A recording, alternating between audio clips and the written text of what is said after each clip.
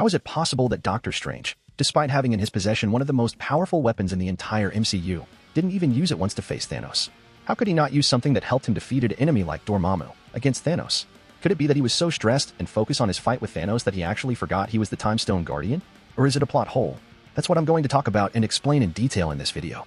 Spoiler alert, it's neither of those options. To begin with, we all know that if there's one thing Doctor Strange isn't, it's being stupid. Knowing that he was going to face the Mad Titan, obviously he wouldn't use the weapon that brought Thanos to them. They all knew the reason why Thanos was there. And obviously, Doctor Strange wasn't going to show Thanos, the villain of the story and probably at that moment the most powerful villain he had ever faced, where the Time Stone was. It would be stupid, don't you agree? But we cannot forget one very important detail. It's true that Doctor Strange didn't use the Time Stone to fight Thanos. But moments before Thanos arrived on Titan, Doctor Strange did use the Time Stone. In other words, although he did not use the stone as a combat weapon, he ended up using it to win the war. He used the stone in this situation in the same way he used the stone in his solo film against Dormammu. But in the case of his fight against Dormammu, we saw Doctor Strange visions through his perspective. In Infinity War, we only saw it from the outside's perspective. To be honest, I don't think anyone would want to see 14 million alternative futures from Doctor Strange's perspective. At least I wouldn't want to. I think the film would become boring. But yes, he experienced 14 million different futures. This means that he experienced the defeat against Thanos 14 million times. A little similar to what happened to Loki in the second season of Loki, like when he wanted to learn everything about physics there was to learn. He spent at least a century learning every bit of knowledge there was to learn about physics. And like Strange, Loki had to experience the same moment thousands of times without really being able to change the course of the story. And we saw how Loki reached a point where he began to lose hope. Now imagine Doctor Strange who witnessed, not just hundreds of times, but 14 million times his defeat against Thanos. Honestly, I don't know how he didn't get discouraged. But thanks to his persistence, he finally managed to reach a future in which the Avengers won the war against Thanos. Like some motivational speakers like to say, it doesn't matter how many times you make mistakes, in life you only need to get it right once. Doctor Strange was most likely listening to motivational speeches on YouTube before the battle against Thanos. The problem is that this only applies to the Guardian of the Time Stone, because we mortal beings don't have as much margin for error as Doctor Strange had. It really is a shame that we don't have access to the Time Stone. I have no doubts that life would be much easier.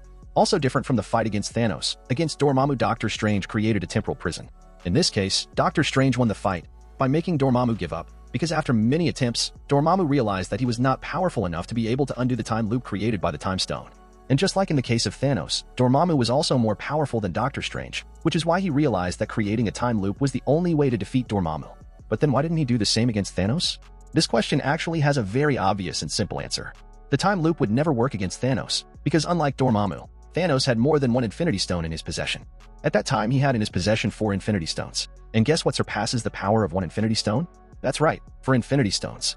At that time, he already had in his possession the Power Stone, which allowed him to increase his own strength and durability. The Power Stone used correctly, it has the power to destroy one entire planet with brute force. And of course, it can also magnify the power of all the other Infinity Stones. With the Space Stone, he could bend space-time even if time stopped. And in a way, the Space Stone also allows its user to travel through time. For example, the Space Stone allows its user to travel to any corner of the galaxy in 1 second. If Thanos uses the stone to travel from one corner of the Milky Way to the other, a galaxy that is 100,000 light-years long, this means that in 1 second, he can travel 100,000 years. This means that Thanos had the ability to teleport himself out of the time loop. With the Soul Stone, Thanos could manipulate, control, and even steal souls. Thanos could potentially use this ability to target Doctor Strange's soul directly, attempting to weaken or incapacitate him by disrupting his spiritual essence. While primarily associated with the Mind Stone, the Soul Stone also has the capacity to influence the minds of others.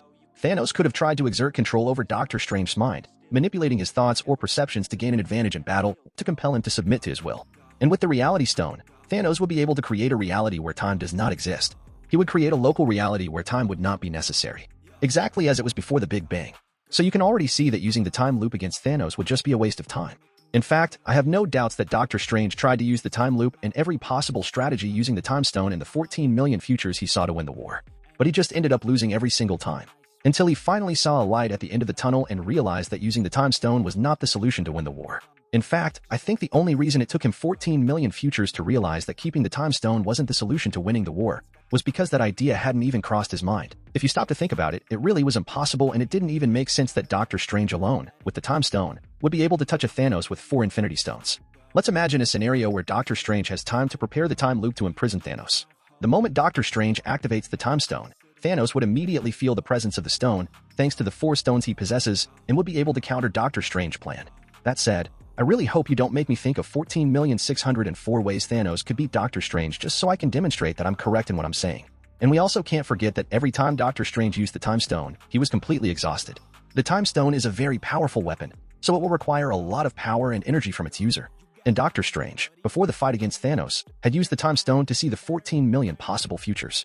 Not even he had enough energy and power to be able to use the stone effectively when Thanos arrived on Titan. So in short, Doctor Strange didn't use the Time Stone in the fight against Thanos, because in addition to knowing that it wouldn't be effective against the Mad Titan, it would lead to certain defeat for the Avengers.